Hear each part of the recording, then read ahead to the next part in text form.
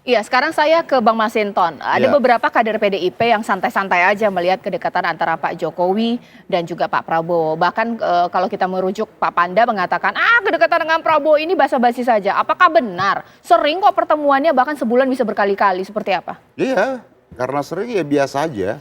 Iya, Jadi antara presiden dengan menteri ya, dan ngelihat juga bukan sesuatu yang buat mengendorse apa gitu ya. Itu ya pertemuan biasa yang dimana antara presiden dan menteri ya selalu pasti jalan bareng bersama, bikin agenda bersama gitu ya, baik dalam kegiatan-kegiatan pemerintahan maupun kenegaraan gitu. Jadi kalau kita dalam pandangan kami itu bukan dalam bentuk satu endorse atau oke. apa ya. Oke, Mas Habib, apakah benar ini bahwa pertemuan biasa-biasa saja? Tapi sebenarnya ada dukungan secara implisit tidak sih kepada Pak Prabowo? Ya, saya tidak mengklasifikasikan biasa atau tidak biasa, tapi memang ada juga tradisi kepemimpinan, ya, kepemimpinan yang dipraktikkan di negara-negara besar itu. Jadi orang itu kalau mengkader, ya, mendidik calon penggantinya itu dibawa, dilibatkan dalam kegiatan-kegiatan yang dikerjakan si pemimpin ini, kayak di negara Cina dan lain sebagainya. Orang bisa tebak the next leader siapa yang paling sering, yang paling banyak berkegiatan dengan leader yang incumbent saat ini. Iya. Kurang lebih kalau di ini ada namanya magang lah ya.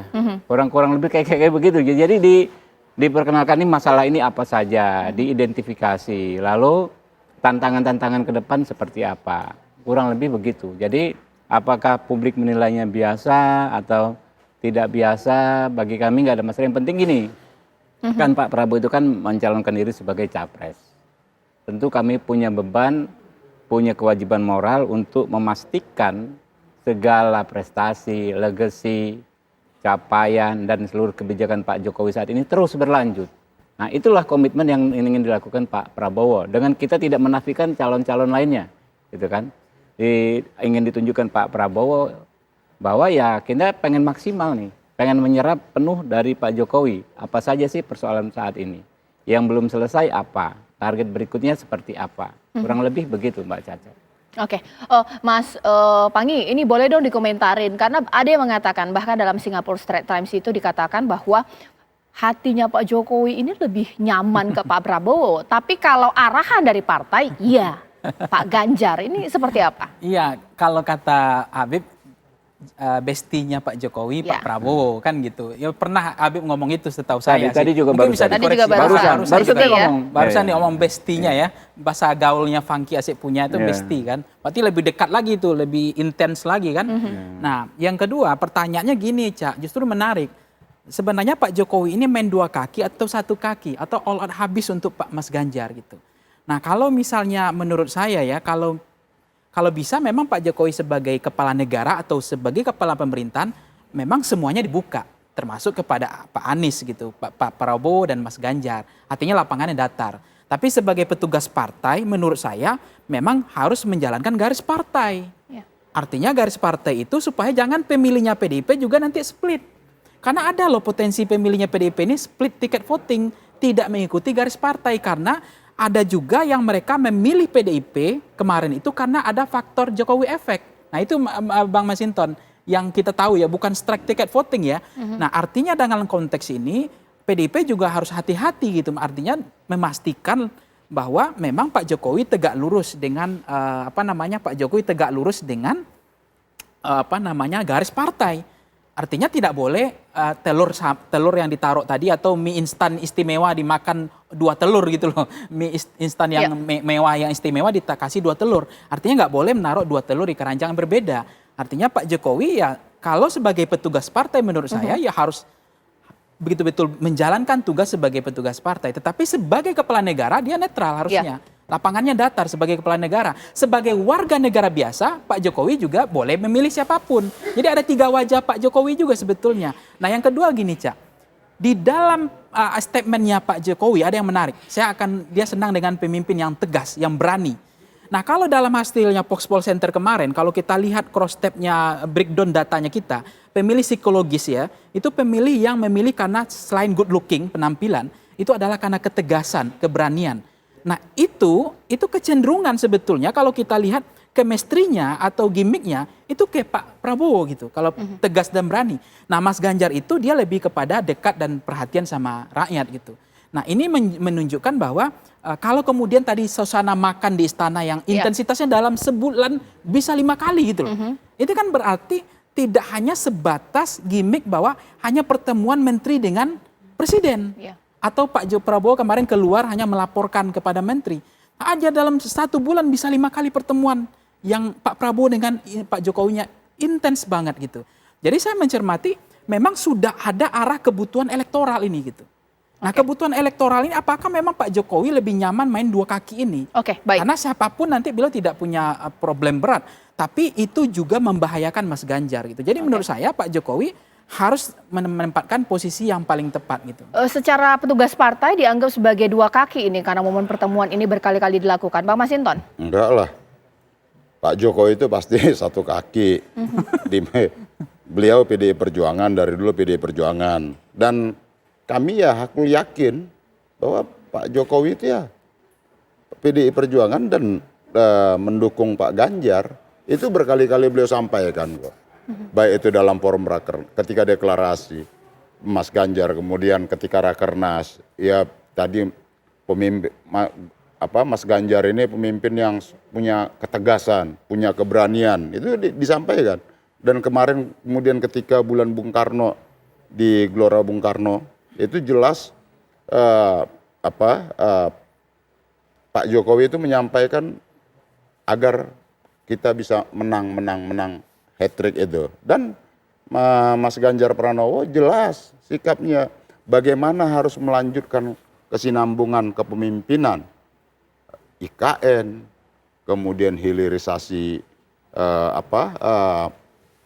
hasil-hasil alam Indonesia gitu ya. Jadi itu sikap jelas bagaimana ini satu kesinambungan kepemimpinan antara Pak Jokowi dengan Mas Ganjar Pranowo. Jadi kalau ditanyakan Pak Jokowi akan kemana? Aku yakin ya akan bersama PD Perjuangan, dan PD Perjuangan calon presidennya adalah Mas Ganjar Pranowo. Oke, kalau dari Mas Habib seperti apa? Ini sebenarnya kalau ini Bang Masinton kan membantah 2 kakinya Pak Jokowi. Tapi kalau Mas Habib? Ya kita semua punya 2 kaki ya. Bahaya ini ya. Kenapa? Ya kan? Itu goyang ngecor kalau 1 kaki itu. Tapi bisa nggak seimbang gitu ya? Kita nggak mau memperdebatkan, ya kan, tentu Pak Masinton dengan saya punya versi masing-masing. Yang paling penting kan kita itu tadi memastikan bagaimana segala prestasi, legacy, capaian dan seluruh kebijakan Pak Jokowi kita lanjutkan. Nah itu yang kami ingin sampaikan, kami ingin yakinkan ya, dan kami ikhtiarkan terus gitu kan ya. Oke, boleh dong dokumentarin Mas Panggi, sebenarnya dalam momen pidato Presiden Jokowi dalam puncak perayaan Bung Karno, itu benar-benar memang ada semacam penegasan bahwa Pak Jokowi dukung Ganjar, ataukah mungkin ini masih terlalu abstrak? Kalau dalam haul Bung Karno kemarin itu Pak Jokowi justru mengklikkan bahwa beliau akan betul-betul to the point gitu, artinya akan dukung Mas Ganjar dalam konteks itu ya. Makanya ada pertanyaan selalu ditanyakan, sebetulnya apakah betul Pak Jokowi ini hanya ke Mas Ganjar saja? Atau ada ke Pak Prabowo juga? Nah ini artinya Pak Jokowi juga split, bagaimana pemilih PDIP nggak split, bagaimana nanti partai gitu. Jadi maksud saya itu yang poin yang menurut saya juga harus disampaikan. Tetapi Pak Jokowi merasa memang beliau sebagai petugas partai, orangnya PDIP nggak mungkin gitu untuk main 2 kaki atau hatinya berlabuh ke 2 orang ini gitu. Kayak lakukan Mas Anies kan udah nggak mungkin lagi gitu.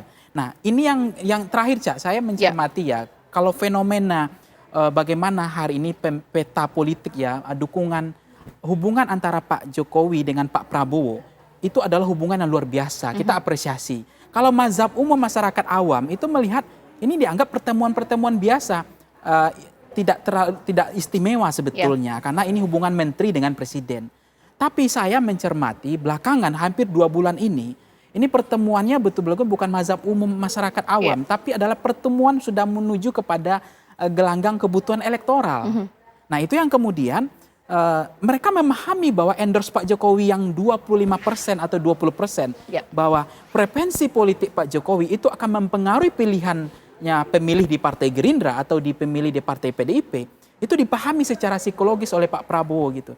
Jadi saya nggak mengatakan ini artinya dimanfaatkan oleh Pak Prabowo, tidak. Tapi Pak Prabowo memahami betul bahwa kemenangan itu tidak bisa lepas dari variabel Pak Jokowi dan Pak relawan, termasuk mungkin mesinnya Gerindra gitu. Apalagi Gerindra kan mesinnya juga cukup kuat sebetulnya. Tapi Pak Prabowo juga nggak bisa terlalu percaya diri dengan itu.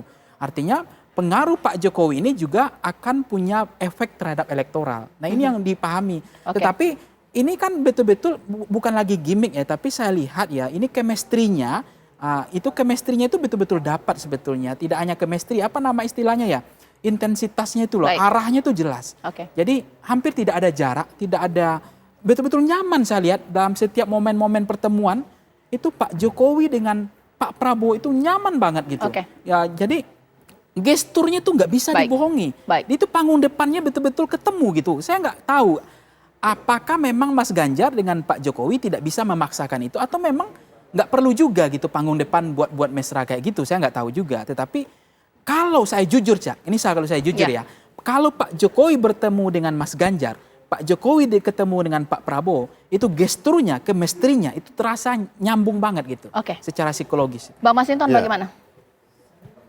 Kalau Pak Jokowi dengan Mas Ganjar kan chemistry-nya memang ketemu dari dulu. Karena berasal dari rumah yang sama. Jadi nggak ada hambatan, nggak ada barrier lagi tuh. Hambatan psikologi antara satu dan yang satu, antara Pak Jokowi dengan Mas Ganjar. Jadi ini sama-sama kader, jadi sama-sama saling tahu. Iya. Ya, jadi ketika Pak Jokowi umpama ke Jawa Tengah, itu pasti Mas Ganjar. Baik. Nah, kalau kemudian sekarang ya Pak Jokowi umpama dengan menteri beliau, Pak Prabowo apa segala macam dan yang lain-lain, relasinya pasti kita baca adalah relasi antara presiden bersama menteri. Bukan antara presiden dengan capres. Beda halnya ketika Pak Prabowo sudah declare resmi sebagai capres. Itu akan beda halnya. Iya. Gitu loh. Nah, mungkin ketika itu nanti mungkin intensitas ketemunya mungkin bisa berkurang. Tambahan Tapi Bang kalau Masinton. seperti sekarang kan masih presiden dengan menteri. Iya. Menteri yang secara resmi belum dideklir kan gitu Ya, ya. Bang Masinton, tapi tambahan, ada yang mengatakan juga keluarganya Pak Jokowi juga dekat dengan Pak Prabowo, Kaesang, Gibran, ini bagaimana? Lah iyalah. Siapa yang nggak dekat dengan keluarga presiden? Maksudnya Kaesang dan Iya. Gibran dekat dengan Prabowo. Ya, Mas Ganjar dengan Mas Gibran, Baik. dengan Mas Kaesang, Pak Ganjar kalau ke Solo, Oh, ya oke. selalu ketemu tuh. Baik. dengan Oh, Gibran. boleh. Bagaimana? Kemudian Mas Habib, boleh ditanggapi sebenarnya sebesti apa sih Pak Prabowo dengan Pak Jokowi, dan anak-anak Pak Jokowi ini seperti apa kedekatan dengan Pak Ganjar? Pak Prabowo. kita tentu menghormati kapasitas Pak Jokowi sebagai kader PDI Perjuangan, tapi sebagai tokoh bangsa tentu beliau beyond any institution selain negara Oke. itu. Dia di atas semua institusi. Nah, sehingga Pak Prabowo dan Pak Jokowi ini kan punya satu nada yang sama, tone yang sama. Kalau Anda lihat apa yang beliau sampaikan berdua dan apa yang diimplementasikan, misalnya soal bagaimana kekayaan negara tidak mengalir keluar, tidak bocor keluar. Pak Jokowi bikin kebijakan melarang nikel diekspor mentah. Kemudian soal saham kita di Freeport terus membesar, ya kan, bauksit dan lain sebagainya. Jadi itu frekuensinya yang sama. Dan dalam konteks kepemimpinan ya, jadi bukan yang mendekatkan itu bukan saja sekedar kecocokan pribadi, Baik. tapi pemikiran, ideologi, ya pemahaman yang sama, cita-cita Baik. kebangsaan yang sama, itulah yang mendekatkan mereka. Sedikit, Sehingga dalam konteks sederhana namanya besti, tapi itu jauh lebih itu, karena besti yang ideologis ini gitu loh. Besti yang sangat ideologis kedua beliau tersebut. Oke, singkat saja. Singkat aja, Cak. Itu Habib tadi kan nyinggung saham ya. Ya. Nah, ini saya merasa jangan-jangan Pak Jokowi itu merasa punya saham lebih besar ketika mendukung Pak Prabowo dibanding Mas Ganjar. Karena seolah-olah dalam konteks ini saya meaning politiknya saya maknai sahamnya Mas Ganjar itu lebih besar dimiliki oleh Ibu Mega. Nah, terbukti terakhir penentuan calon presiden dan wakil presiden, calon presiden saja waktu itu Pak Jokowi masih di Solo, tidak dikasih tahu, begitu luar biasa Pak Jokowi datang lagi, hampir tidak ada diajak, seolah-olah begitu pesan mazhab masyarakat umum ya, tidak diajak. Jadi mendukung Pak Prabowo, Pak Jokowi lebih leluasa, lebih punya saham lebih besar kalau nanti menang dibanding Pak Jokowi. Saham itu seolah-olah di take over atau diakuisisi oleh Ibu Mega. Nah itu menurut saya membuat Pak Jokowi juga melihat kalau memang ada peluang bandwagon efeknya lebih besar peluang Pak Prabowo, ya Pak Jokowi apa salahnya juga dukung Pak Prabowo. Tapi kalau kemudian peluang itu lebih besar ke Mas Ganjar, tentu akan berlabuh pada akhirnya Pak Jokowi kepada Pak Prabowo gitu. Ya, kita tunggu nanti bagaimana perkembangan dari peta Pilpres 2024 khususnya adalah restu Presiden Jokowi.